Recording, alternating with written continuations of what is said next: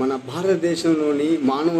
భారతదేశంలోని మనుషుల మానవత్వాలు మంట కలిసిపోయి ఆడ మగ తేడా లేకుండా నువ్వు ఎంత అంటే నీ ఎంత అన్న భావంతో మగాళ్ళు కామోన్మోదంతో చిన్న పిల్లల నుంచి పెద్దవారి వరకు హత్యలు చేసి కిడ్నాపులు చేసి చంపేస్తున్న కాలం నుంచి మీరేంది మేము సరి సమానమే అనే స్టేజ్ కు వచ్చిన మహిళలు మన దేశంలో భర్తల చేత నుంచి భార్యలు చనిపోయిన సంఖ్య 736, భార్యల చేత నుంచి భర్తలు చనిపోయిన సంఖ్య 876. అసలు ఏం జరుగుతోంది మన దేశంలో? చంపి డ్రమ్ముల్లో పాతి పెట్టేడాలు, ప్రీ వెడ్డింగ్ షూట్స్ అనేసి కొండపైకి తీసుకెళ్లి కొండపై నుంచి తోసేడాలు, ఇవంతా ఎందుకు అంటే ఇంకొక అతనితో ఎఫ్ఐఆర్ ఉండటం. ఓకే, మీరు ఎంతమంది ఎఫ్ఐఆర్ పెట్టుకోండి, గొడవపడి వెళ్ళిపోండి, భర్తల దగ్గర విడాకులు తీసుకుని వెళ్ళిపోండి, క్షేమంగా చట్టబద్ధంగా మీకు నచ్చినతో తిరగండి. కానీ సమాజం పట్ల మంచిగానే ఉండాలి, బంధువుల పట్ల మంచిగానే ఉండాలి. భర్తని ఎవడో మన కళ్ళ ముందరలో ఎంతటి అఘాయిత్యానికి మీకు తెలియకుండా వాళ్లకు తెలియకుండా ఎంతంత పెద్ద తప్పుల్లోకి ఎంతంత పెద్ద కర్మలు చేస్తా ఉన్నారంటే ఇవన్నీ పక్కన పెడితే ఇవన్నీ ఒక ఎత్తు అయితే రీసెంట్ గా నిజామాబాద్ లో గల్ఫ్ లో వాళ్ళ ఆయన పిల్లల కోసం, ఫ్యామిలీ కోసం, భార్య బాగుండాలి, పిల్లలు బాగుండాలి, మన ఇల్లు బాగుండాలి,